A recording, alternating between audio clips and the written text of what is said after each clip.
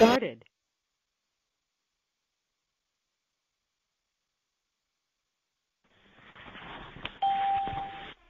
मधुमयी माँ परम प्रभु श्री अरविंद, सम्मानीय रणजीत भाई, उपस्थित समस्त मातृ अभिषु भाई भौणी मैंने आम मैंने आज गीता निबंधमाला पुस्तकर सप्तम अनुच्छेद पृष्ठा 117 प्रथम पैराग्राफ इंग्राजी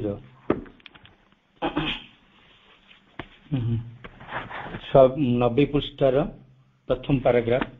पढ़िया को जीवा। विशेषकर माँ जो कथा कहते माँ अनुभव विशेषकर गछ प्राणी विभिन्न प्रकार मनुष्य मान भितर समस्त अनुभव को माँ जमी अनुभव करती एवं माँ उपलब्धि करती, गछ सहित कथबार्ता करती, विभिन्न प्राणी मानकर चेतना सहित से जेहेतु एकीभूत हुए सेगुड़िक परिप्रकाश करती। प्रकृतिर विभिन्न शक्तिराजी विभिन्न जीव मनुष्य मानक भितर से जो अंतकरण चाप धारण करुचंती, प्रकृति पुरुष स्वरूप को से फेरी आसवा को प्रयास करुचंती। खूब सुंदर भाव आम आगे उपस्थापन करुचंती रणजीत भाई को मु अनुरोध करी आर पूर्वर सूचना दे पुणी विषय वस्तु भीतर को प्रवेश करेंगे। रणजीत भाई।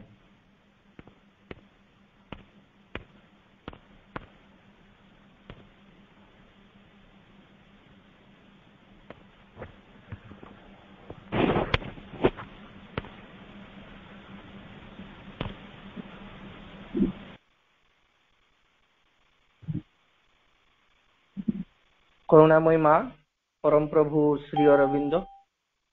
उपस्थित समस्त मातृप्रेमी अपा भाई मान को मोर अंतर प्रणाम। समस्त को शुभ सकाळ। वास्तव पृथ्वीर जे केते लोकंकु गीता गोटे आध्यात्मिक उन्मीलन आड़ को नहीं जाऊची, से कथाटी को आमे कल्पना करिबा कष्टकर। अनेक हजार वर्ष तले रचित हेइथिबा ग्रंथटी घटिथिबा घटनाटी आज मध्य समस्त को अनुप्राणित करुछि। जो जो व्यक्ति माने चेतनार शीर्ष को उठिछंती, निजर स्वार्थ को जलांजलि देकी देशर स्वार्थ पई जातिर स्वार्थ पई कार्य करछंती, सेमान को यदि पचरा जाए ताहेले निश्चित भाव तांको भितरे गीतार प्रभाव पड़िथिबो ही पड़िथिबो। स्वाधीनता संग्रामीटी हो, वैज्ञानिकटी हो, समस्ते जीवनर कोनसी ना कोनसी मुहूर्त रे गीताड़ को निजर दृष्टि को बढ़ई थांती एवं गीतार जो महान ज्ञान रही ताको अनुभव करने को चेष्टा करथांती। श्री अरविंद कहवा दृष्टि श्री अरविंद दृष्टि Gita is the gateway. Gita होची गोटे प्रवेश द्वार सदृश, opening to the whole world of spiritual truth and experience. आध्यात्मिकतार जेते जगत रही से आध्यात्मिकतार जगत भीतर को आध्यात्मिकतार अनुभव भीतर को प्रवेश करने को हेले आमको से गीतार द्वार देकर ही प्रवेश करने को पड़िबो। गीता गोटे प्रवेश पथ भाव प्रभु वर्णना करछन्ति। तेणु वास्तव ये महान ग्रंथ को केंद्र करिकी जो गीता निबंध मालाटी रचित है ताहा ନିଜସ୍ୱ ଦୃଷ୍ଟିରେ ମଧ୍ୟ ଅତ୍ୟନ୍ତ ମହାନ। ଯେତେବେଳେ ପ୍ରଥମେ ଗୀତାକୁ ବୁଝିବା ପାଇଁ ଜାଣିବା ପାଇଁ ଆମେ ଚେଷ୍ଟା କରୁ, ଅନେକ ଜଣଙ୍କର ଭାଷ୍ୟ ଆମ ପାଖରେ ରହିଛି, ଆମେ ତାକୁ ଆଣୁ ପଢୁ, ଓଡ଼ିଆ ଭାଷାରେ ବି ରହିଛି, ଇଂରାଜୀ ଭାଷାରେ ବି ରହିଛି, ବୁଝିବାକୁ ଚେଷ୍ଟା କରୁ। କିନ୍ତୁ ସବୁ ପ୍ରକାରର ଭାଷ୍ୟ ଯାହା ବି ଥାଉ ନା କାହିଁକି, ସବୁ ଗୋଟିଏ ଫର୍ମାଟରେ ଲେଖା ହେଇଥାଏ। ଯେ ଶ୍ଲୋକଟେ ଥିବ, ତାର ଶବ୍ଦ ଗୁଡ଼ିକର ଅର୍ଥ ଥିବ, ତାପରେ ଶ୍ଲୋକର ଗୋଟିଏ ବ୍ୟାଖ୍ୟା ଥିବ। କିନ୍ତୁ ଆମେ ଗୀତା ନିବନ୍ଧ ମାଳାକୁ ଗୋଟେ ନୂଆ ରୂପରେ ଦେଖିବାକୁ ପାଉଛୁ। ଏଠି ସିଧାସଳଖ ସେମିତି ଶ୍ଲୋକ ଗୁଡ଼ିକର ବ୍ୟାଖ୍ୟା ଅନ୍ୟ ଗୀତା ଭଳି ଗୋଟାଏ ଗୋଟାଏ ନାହିଁ। ଶ୍ରୀ ଅରବିନ୍ଦ ସେମିତି କରିନାହାନ୍ତି। କିନ୍ତୁ ଜଣେ ଯଦି ତାକୁ ଧ୍ୟାନ ଦେଇକରି ପଢିବ, ତାହେଲେ ସେ ଦେଖିବ ଯେ ସବୁ ଶ୍ଲୋକ ଗୁଡ଼ିକର ବ୍ୟାଖ୍ୟା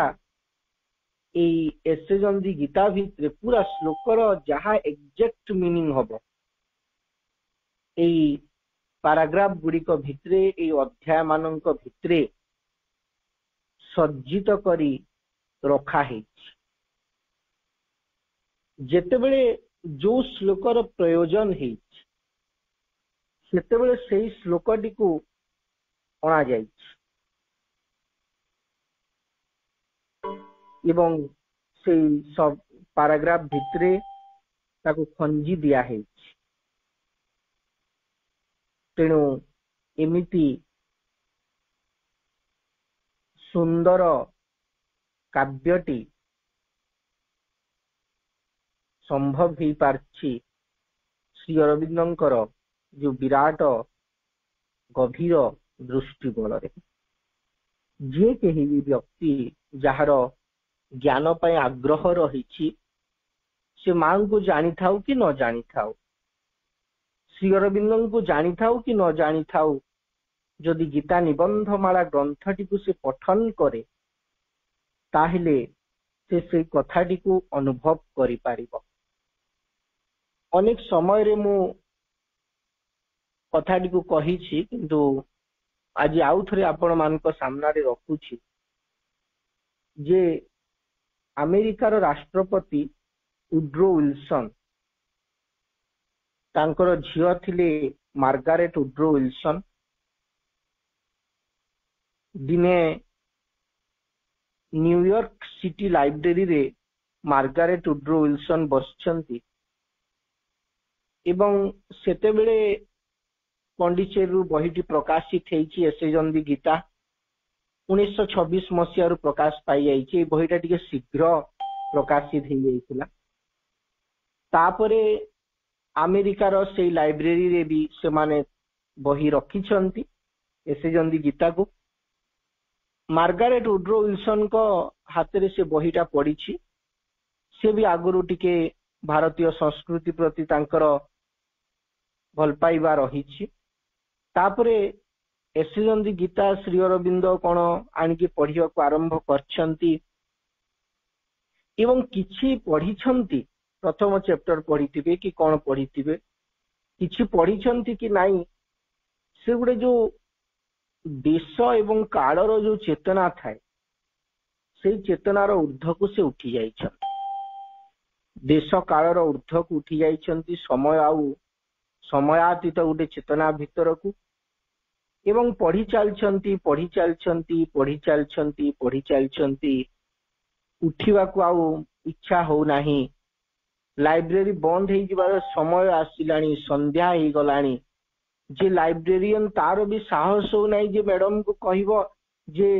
ସମୟ ହେଇଗଲାଣି ଆପଣ ପଳାନ୍ତୁ କହିକିରି। ରାଷ୍ଟ୍ରପତିଙ୍କ ଝିଅ ବସିଛନ୍ତି ଏବଂ ଲାଇବ୍ରେରିଆନ ବି ସେମିତି ଅଛି, ୟାଙ୍କୁ କିଛି ଜଣା ପଡୁନି। ବହୁତ ଯେତେବେଳେ ବିଳମ୍ବ ହେବାକୁ ଆରମ୍ଭ ହେଇଛି, ସେତେବେଳେ ଅତି सभ्रमतार सहित से कही जे मैडम बहुत समय हो गला तापरे हठात से चेतना भितर से फेरी आसी ओहो हाँ बहुत विलंब हो गला सतरे तापरे से दिन से चली जाइछंती एवं नेक्स्ट आसिकी से बहीटी को समाप्त कर एस जंदी गीता को एवं से गोटे बही तांको भितर एक विराट आंदोलन को तैयारी करछि से सीधा सड़क से पत्र लिखिछंती श्री अरविंद को जे मु आपणक आश्रम रे रहिबा को चाहे मु सेठी वर्तमान रहिबा को चाहे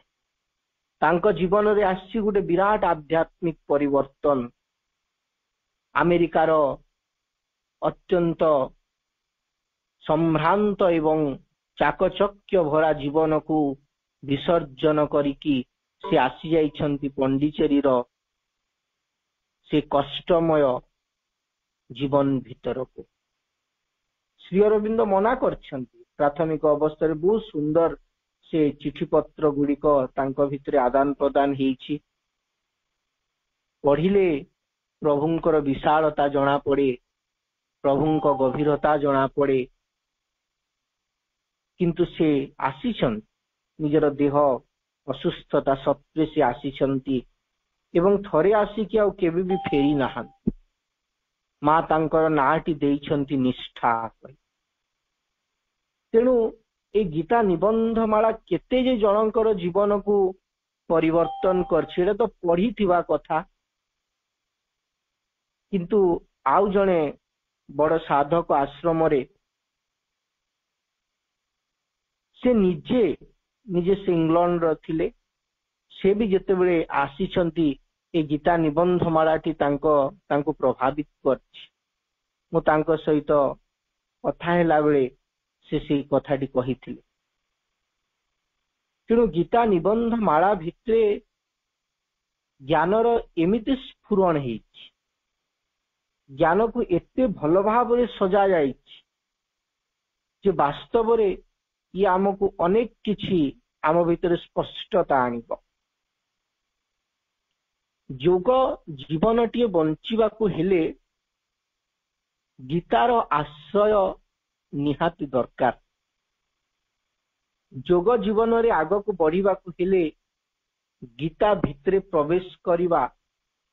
अत्यंत आवश्यक एवं ए गीता निबंध माला से कथाटी को संभव करछि आमे भी पढुछे दीर्घ दिन हेलानी आपण मानकर भी अनुभव होउथिबो जे लेखार केते गभीरता केते महानता रही से जाहु आमे आजिर विषय भीतर को आसीबा गीता निबंध माला ग्रंथर the yoga of the intelligent will बुद्धि योग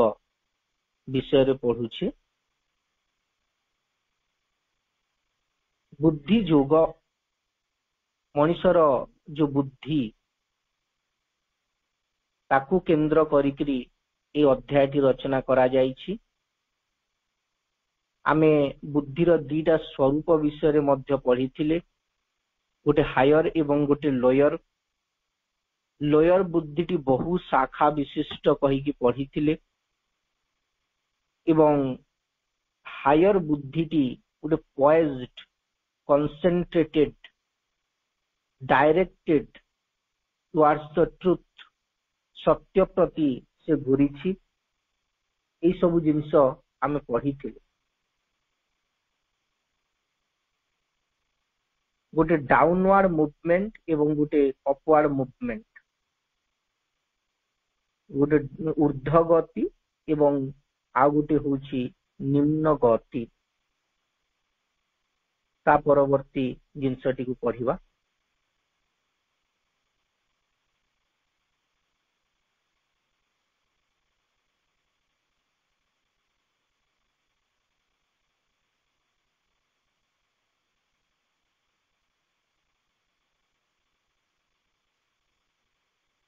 प्रशांत भाई आउ थरे पेज टा टिके कहिबे तो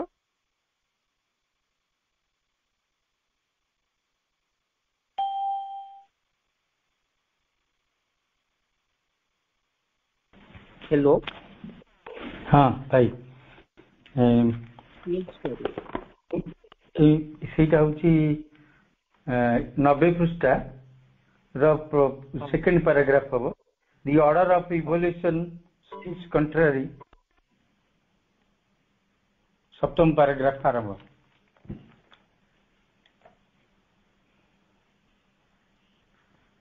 the order of evolution 90 पृष्ठारे तो गुटे therefore it is the upward uh Gute it is an external asceticism आज जो मो बहिटा बही ताले बही गुडा टेंशन देकी सप्तम पैराग्राफ आरंभ the order of evolution seems contrary to that which we perceive as the order of the material evolution. Okay sir 97 page ठीक है आमे 97 पेज रो लास्ट पैराग्राफ टाको पढुछे this order of evolution seems contrary to that which we perceive as the order of the material evolution, but if we remember that even buddhi is in itself an inert action it आमे पढी थिले ए जो order of evolution कथा कहउछंती आमे केमिति तयारी हेछि जेमति fast in order कम बुद्धि प्रथमे बुद्धि आसिला बुद्धि कोन पूरे डिस्क्रिमिनेटिव एंड डिटरमिनेटिव पावर तापर गुटे डिस्क्रिमिनेटिंग ईगो कथा कहिथिले तापर the second evolution then arises the number विवर्तन रे से सेंस माइंड बा मनस कथा दी कहिथिले तेनु एई सब गुडी को देखिले प्रथमे बुद्धि तापरे सेंस माइंड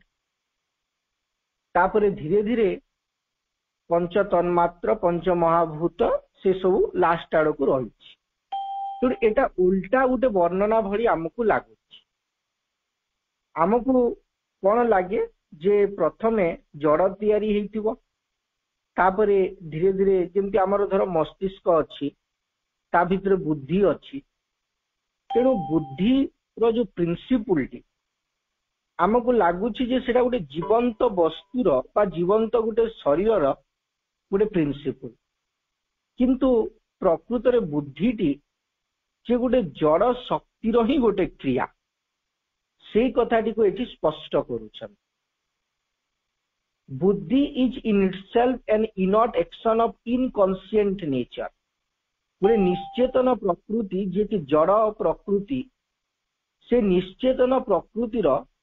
इनॉट एक्शन होउची वास्तव रे बुद्धि and that there is certainly in this sense and in हाँ भाई आमे जो ऑर्डर ऑफ इवोल्यूशन जोटा पढ़ना थी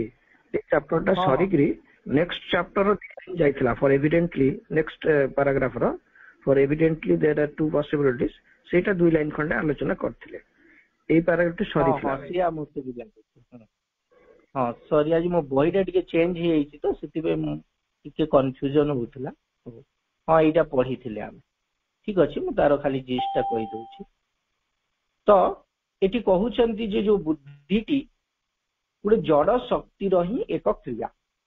एवं ए कथाटी को आगुरु हमको असंभव लागु थाई पारे किंतु वर्तमान जेते बेले मैटर रो इवोल्यूशन हमें देखिले मनीष माने जेते बेले आसिले एवं मैटर को से माने इवॉल्व कले जेमति हमें मोबाइल यूज करूछे कंप्यूटर यूज करूछे विभिन्न इंस्ट्रूमेंट यूज करूछे ए सबु होउची कोन गुटे गुटे जड़ जिंस गुडी या भितर जीवन नाही किंतु तांकर कार्य गुडी को गुटे जीवंत वस्तु ठारू जीवंत शरीर ठारू किछि कम नहे अनेक जिंस या भितर देकि संभव हे पारुछि जो मेमोरी मने रखिबार सामर्थ्य को केवल गोटे मस्तिष्क रो आमे भाबुथिले जेते बेले आमे गोटे माइक्रोचिप व्यवहार करूछे एवं सेइथिरे शह शह जीवी एवं एबे तो हजार हजार जीवी पर्यंत मध्य सेव हे पारुछि तो जड़ जिंस भितरे एते मेमोरी आछि जड़ जिनस एत कथा मन रखी पारुछि तेणु प्रत्येक जिनस भितरे गोटे अणु भितरे मध्य से शक्ति कार्यशील होइकरी अछि कार्य करुछि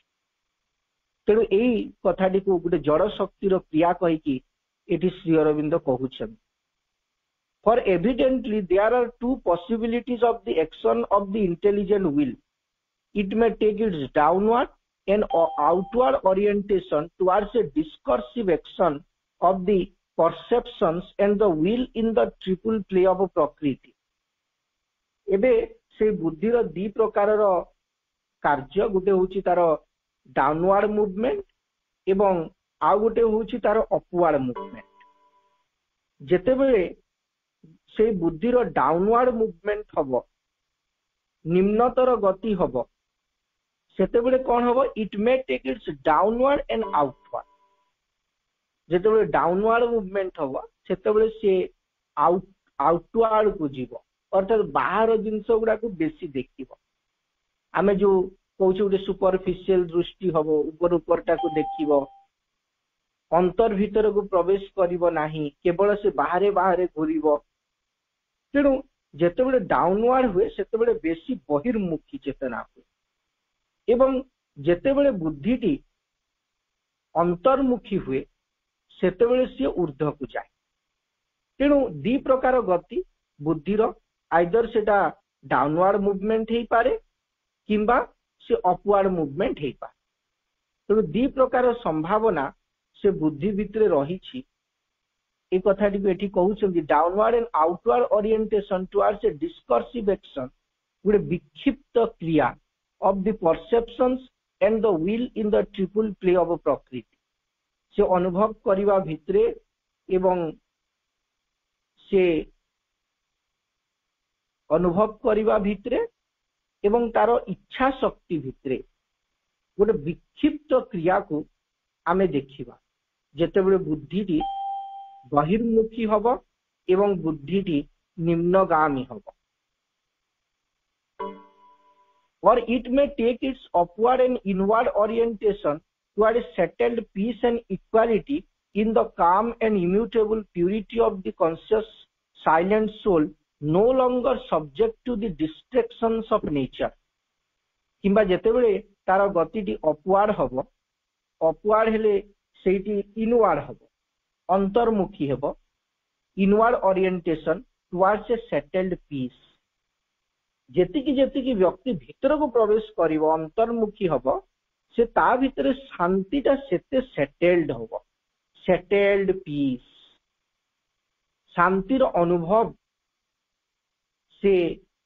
लाभ करि पारिबो जेतिकी अंतर्मुखी हब आ देखिबा आम मनटी बेले बेले बहुत व्यस्त थाए विव्रत थाए एवं आमे चुप हेकी बसिकी जदि शांत भाव निज भीतर को अनेबा ताहेले सेही जो अवस्थाटी आम भितरु चली जाई पारिबो तेणु एगुड़ा को प्रैक्टिस करिबा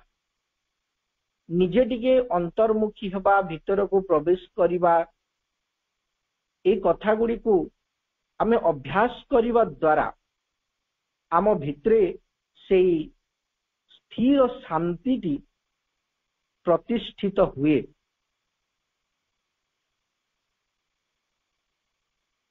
and equality in the calm and immutable purity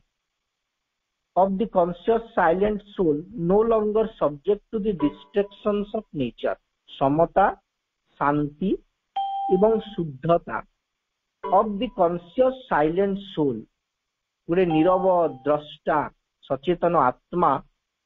जे कि आउ प्रकृतिर ए जो डिस्ट्रैक्शंस ऑफ नेचर आड़ को निज को सब्जेक्ट कर नथिबो in the former alternative the subjective being is at the mercy of the objects of sense. It lives in the outward contact of things. In the former, अर्थात जोटा बहिर्मुखी गति निम्नगामी गति सेइतरे कौन हुए in the former alternative the subjective being is at the mercy of the objects of sense. केवल इंद्रिय ग्राह्य वस्तु गुड़िक भितरे से कौन करे से घुरु थाए एवं इंद्रिय गण ताकू सबुबेले विक्षिप्त करथांती इंद्रिय मानंकर विषय मानंकर अधीनतारे से रुहे वस्तुर बाह्य संपर्क मध्य निवास करे एवं सही जीवन को कहउछंती that life is the life of desire सेठी होची कामना वासनार जीवन for the senses excited by their objects create a restless or even violent disturbance a strong or even headlong outward movement towards the seizure of these objects and their enjoyment, and they carry away the sense mind as the winds carry away ship upon the sea. जेमिति समुद्र रे पवन कौन करे नौकार दिगटी को बदलई दी नौका गोटे लक्ष्य नहीं कि गोटे बाटे जाउथिबो बहुत जोर से पवन आसीबो से तार दिगटी को बदलई दब ठीक सेमती यही माने सब कौन करती व्यक्तिर जो लक्ष्य रही से ताकू विभिन्न आड़ को परिचालित कर दियन यह द्वारा इंद्रिय गण विषय द्वारा उत्तेजित हुई बहु अशांति और भीषण विक्षोभ सृष्टि करन आम इंद्रिय गण कौन करिवे उत्तेजित होइजिवे वस्तु गुड़ी को पाइबा पई कामना वासना द्वारा एवं भितरे बहु विक्षोभ सृष्टि करिवे जेमति गोटे शांत जलराशि उपरे आमे गोटे विराट बड़ पत्थरटे पकई देले से पानी चहली जाए एवं से तले रही मैला गुड़िक ऊपर को उठी आसे पानी कादुआ हो जाए ठीक सेमती आमे शांत होगी बसी प्रशांत मनरे बसी समता भितरे थिले बाह्य जगत रो जो कामना वासना गुड़िक तैयारी हेकी आमको उत्तेजित कले से माने आम मनटी को विक्षुब्ध कर देकरी से माने आम भितरे बहु अशांति को सृष्टि करुछन एवं सही सब विषय को उपभोग अधिकार करिबा लागि बाह्य दिगरे उद्दाम भाव दौड़वा आरंभ करती एवं इंद्रियगत मन को मध्य निज संगरे भसई नहीं चलते ठीक जेपरी वायु समुद्र रे नौका को भसई निए वायु जमती नौका को भसई निए सेमती आमर मनटी को ए माने कौन करती भसई की नहीं जानती इंद्रियगत मन कहले मनर जो अंशटी इंद्रिय मानक प्रभाव रे रही थाए ताको हमें सेंस माइंड कहि कहू एई शब्द गुड़ाक बहुत समय शुणिथिबे सनक लेखा भितरे psychic mind vital mind mind proper sense mind higher mind lower mind से मन को नहीं केते रही physical vital mental vital physical mind भी गोटे अच्छी ता माने होची मनर जो अंशटी भाइटाल सहित अटैच हो जाइछि सेटा होची भाइटाल माइंड माने प्राणर प्रभाव रे अच्छी मनर जो अंशटी साइकिक रो प्रभाव रे अच्छी ताको हमें साइकिक माइंड कहि के कहूछि सेमती मनर जो अंशटी इंद्रिय मानक प्रभाव रे रही ताको हमें सेंस माइंड कहि के कहूछि इंद्रियगत मन प्रत्येक जिनसर सेमती आउ गोटे सांगे लिंक अच्छी प्रत्येक सत्तार कारण समस्ते पूरापूरी समस्त कंप्लीटली अलगा नुहं जदियो आमे बुझीबा पई आमे भाग भाग करूचे जेटा मन अच्छी प्राण अच्छी शरीर अच्छी किंतु सेमिति गोटे पर्टिकुलर प्लेस रे जे एइटा को मन सेमिति देखै हबो जेमति वायुमंडल रे आमे बुझीबा पई विभक्त करछे ट्रोपोस्फियर स्ट्रेटोस्फियर मेजोस्फियर हेमोस्फियर कहि कि जो विभक्त करछे किंतु वास्तव में सेमिति कोनोसी बाउंड्री नहीं कि गेट नहीं जे गोटे स्तर रु आउ गोटे स्तर को आमे जीवा all are a psychological divisions सब होची गोटे मनस्तात्विक विभक्तिकरण ठीक सेमती एठी भी आमर विभक्ति होईची किंतु प्रत्येक जिंस सहित जोड़ी हेकी रहिछ तेणु एइभଳି नौका को भसई नेला भली इंद्रियगत मन को से कामना वासना कौन करती भसई नहीं जा the mind subjected to the emotions, passions, longings, impulsions awakened by this outward movement of the senses carries away simply the intelligent will which loses therefore its power of calm, discrimination and mastery. मन भीतर को कौन सब आसी जानती the mind subjected to the emotions नाना प्रकार आवेग गुड़िक आक्रमण करिया को आरंभ करती passions वासना लॉन्गिंग्स इम्पल्सन्स नाना प्रकार भितरे गोटे प्रकार इम्पल्स आसीबो एटा कर सेटा कर गोटे जिंस को आमे जेमिति हेले पाइबार गोटे चेष्टा लालसा भितरे तैयारी हबो एई सब जिंस गुड़िक कौन करती इंद्रिय मानकर एही उपद्रव और बहिर्मुखी गति द्वारा सृष्ट आवेग उद्वेग लालसा कामनार अधीन होई मन बुद्धि को मध्य निज संगरे नहीं जाए प्रथमे कौन होता जे से जो कामना वासना बहिर्मुखी गति इंद्रियगत मन को भसई नहीं जाइथिला एबे इंद्रियगत मन कौन करिवो बुद्धि को से आड़ू भी लगेई दबो तापरे बुद्धि भी भल कथा चिंता करिवा परिवर्ते से भी सेइथिरे मातिबो आहुरी अर्थ आहुरी पैसा आहुरी संपत्ति आहुरी लाभ करिवि एवं शेषरे कहानीटी को भली हबो सब बेले से कहानीटी को मने रखिथिबे जे गोटे राजा गोटे लोक सेमती बहुत पैसा दरकार धन संपत्ति दरकार होउतिला तो गोटे राजा ताको डाकिले कहले जा एठू दौड़िबा को सकाळु सकाळु कहले तू दौड़िया को आरंभ कर जेतिकी दूर दौड़ी पारिबो सेतिकी जमी तोर तापरे लोकटी भारी खुशी हे गेला परा दिन दौड़िबा को आरंभ कला दौड़ुची दौड़ुची दौड़ुची थकी गलानी घंटाए 2 घंटा भाबुची टिके रही जीवी तापरे फेर दौड़िबी किंतु कहूची जदि मु रही जीवी ताहले तो एतिकी समय नष्ट हो जीव सबुदिन तो राजा सुजोग देबेनी आज सूर्यास्त पर्यंत देइछंती ना मु अटकीबी नाही खरा होउची ताको भोक होउची शोष कलानी किंतु से जो अरे आउ टिके दौड़ी देले आउ गोटे एकड़ जमी मोर ही जीव आउ टिके दौड़ी देले आउ गोटे एकड़ मोर ही जीव ए जो लालसा से आउ रास्ता रे ताको शांति रे बसी भी नाही एवं दौड़ी दौड़ी दौड़ी दौड़ी लास्ट को से रास्ता रे ही मृत्युवरण करछि तेणु जीवन टे से भली टेक ए पॉज गोटे जगह अटक देख जीवन टी कुआड़े जाउची कौन आमे करबा को आस्थिले कौन करूछे टिके स्थिर ही कि बस किंतु देखिथिबे दिन दिन कटि जाउची राति राति कटि जाउची वर्ष कटि जाउची मास मास कटि जाउची किंतु बेले बेले एमिति होउची जे ध्यान रे 15 मिनिट बसिबा को हमको सुजोग मिलो एमिति दिनर कोनोसी मुहूर्त टिए भी आसुनी जेते बेले मु 5 मिनिट टिके चालो आखिटा बंद करी कि बसी कि देखिबी जे मु कोन करूची लोक मानकर वर्ष वर्ष कटि जाउची किंतु जदि तांकु पचारिबे टिके ध्यान करिथिलो कि कहबे ना मु तो केबे भी अभ्यास करी नाही मु केबे भी अभ्यास करिना एटा होची सेई दौड़ जोठी बसिबा को समय नाही जोठी रही जीवा को समय नाही कौन करूछु देखिबा को भी समय नाही खाली करी चालछु तो करी चालछु समस्ते करूछंती तो करूछंती आमे भी करूछु तेणु एई भली गोटे कामना वासनामय जीवन कौन करछि समग्र बुद्धिर शक्ति गुडी को मध्य से मन हरण करिकि नै जाइछि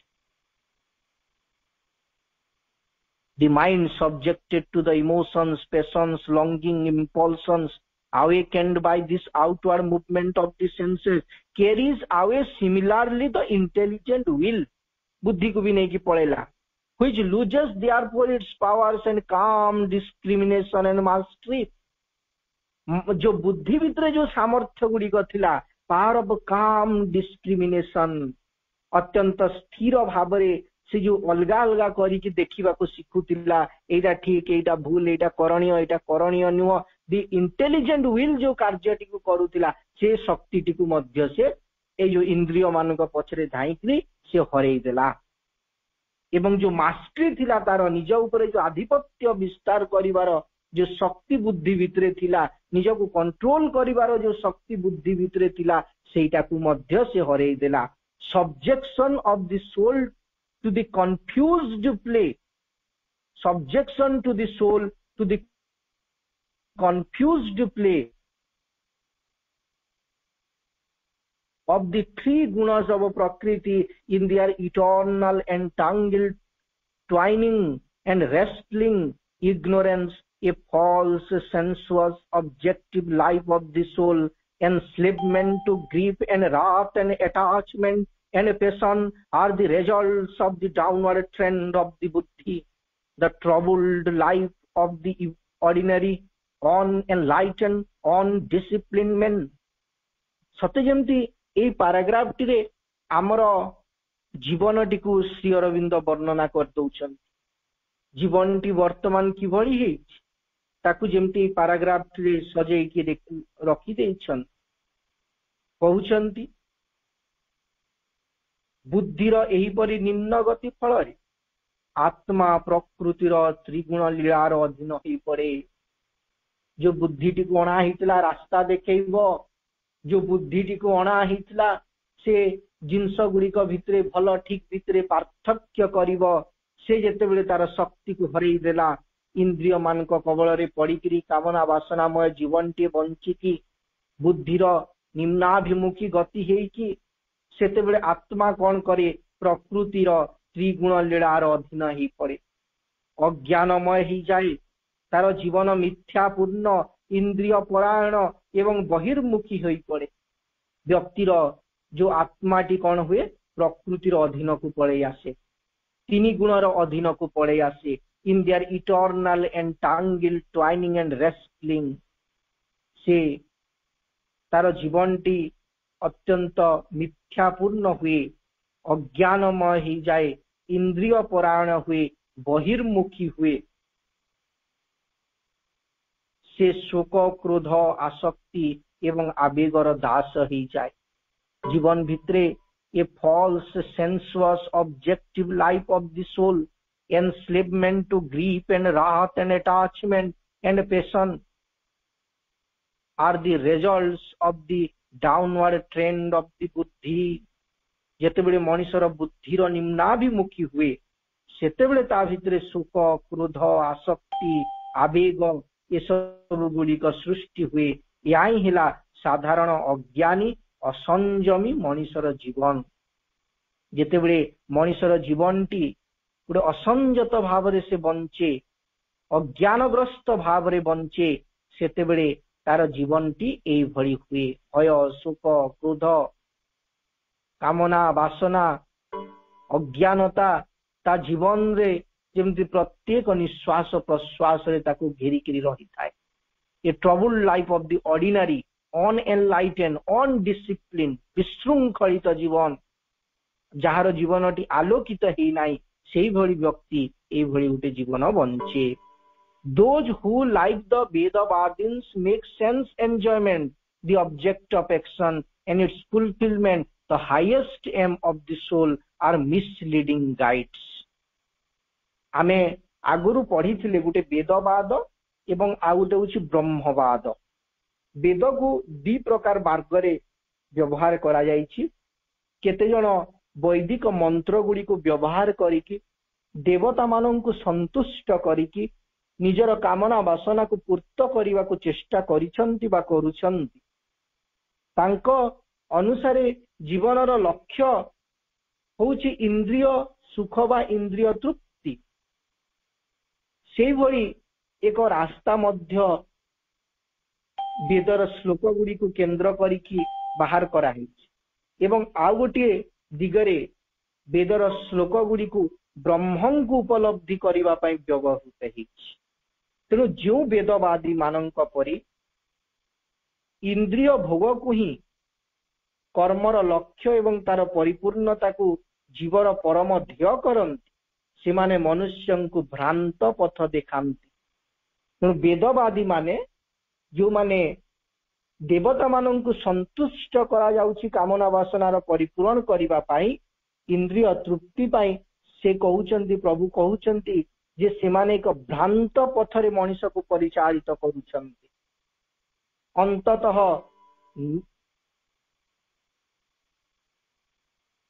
गोटे भ्रांत पथरे मनीष को परिचालित करिकी नहीं जाउछंती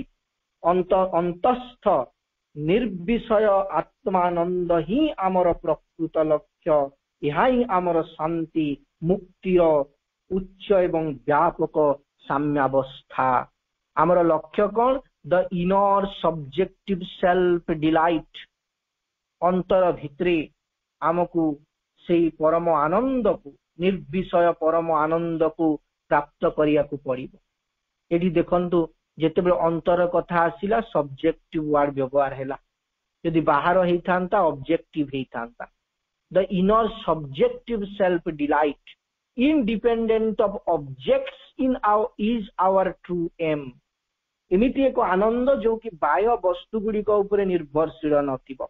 कौनसी वस्तु उपरे निर्भरशील नथिबो सेमिति गुटे अंतरर आत्मानंद होउची आमर प्रकृत लक्ष्य and the high and wide voice of our peace and liberation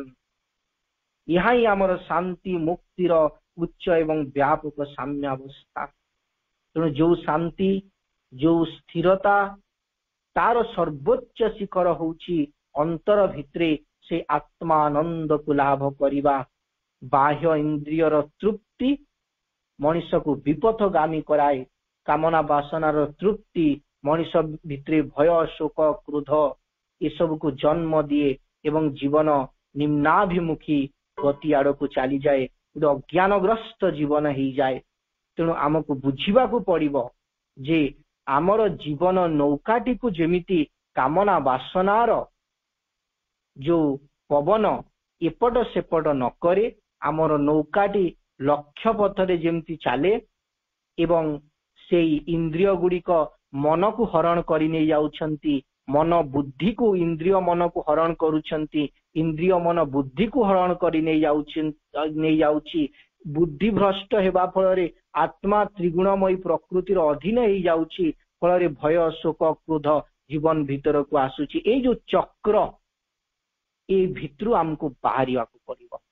एवं भीतर को प्रवेश करिवा को पड़िबो जो भितरे आमे से आत्मानंद को लाभ करिबा। एतिकरे पैराग्राफ टी सरिला पुनी परवर्ती समय रे आमे नेक्स्ट पैराग्राफ को पढ़िबा। समस्त को अनेक धन्यवाद। वंदे मातरम। नमस्कार।